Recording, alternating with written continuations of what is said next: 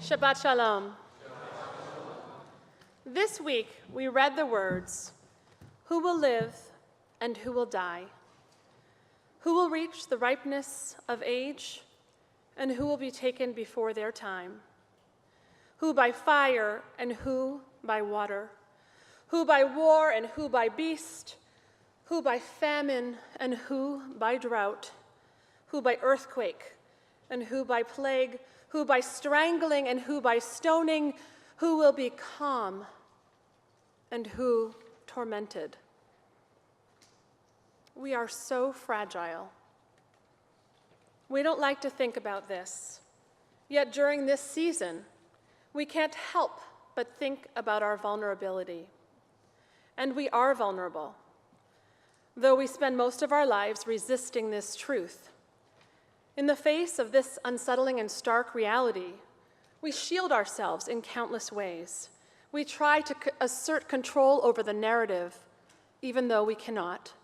But nonetheless, we fight with one another about religion and politics. We push and pull to achieve more, get more, do more.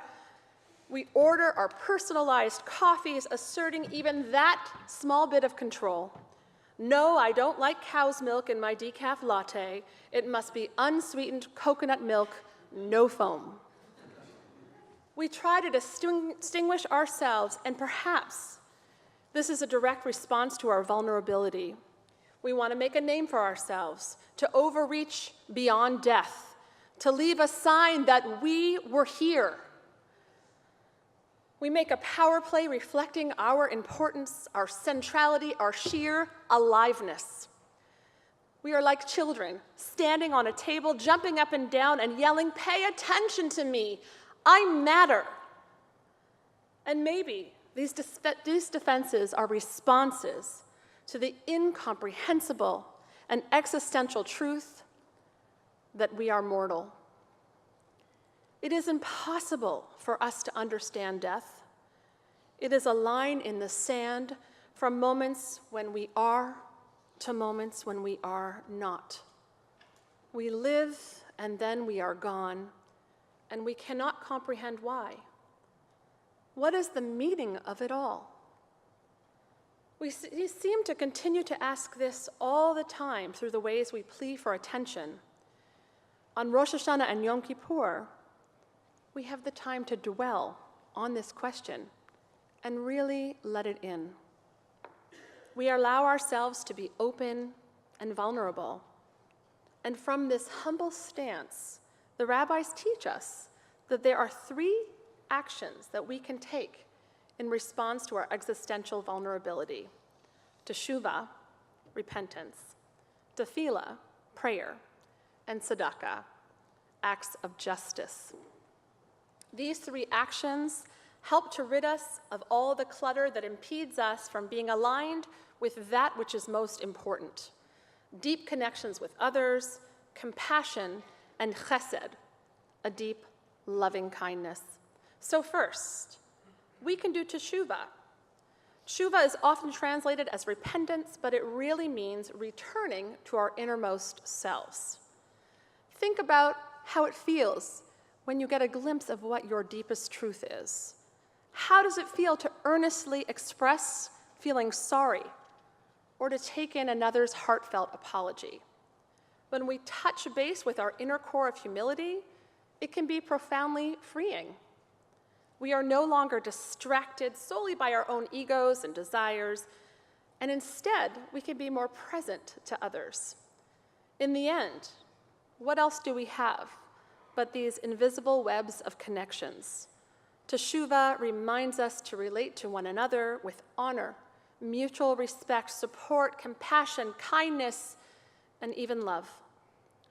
Second, tefillah, or prayer. Prayer is really communication. Tefillah comes from the root, which has the meaning to cut oneself open.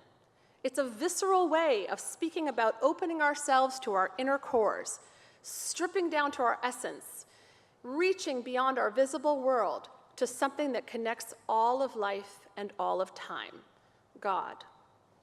And finally, tzedakah, justice. Judaism urges us to pursue justice, feed the hungry, fight for the dispossessed, constantly strive to leave the world in better shape. When we do this work, we become aware that we are not in this world solely for our own good. We are responsible to one another. Helping others gives meaning to our days and has the potential to continue our legacy beyond our lifetimes. Through these high holidays, we ponder the meaning of our lives, and we do not do this solely as individuals. None of us is alone in asking these questions or in pursuing the three modes of response prescribed by the rabbis. We are not alone. Rather, we examine our lives, pray for the ability to live closer to our ideals, and perform acts of love and kindness together with our community, just like every Jewish community has done throughout time. Together, we acknowledge our vulnerabilities. And there is something healing in that. It reveals a kernel of truth, that the meaning of it all has to do with making the journey together and continuing to ask the question.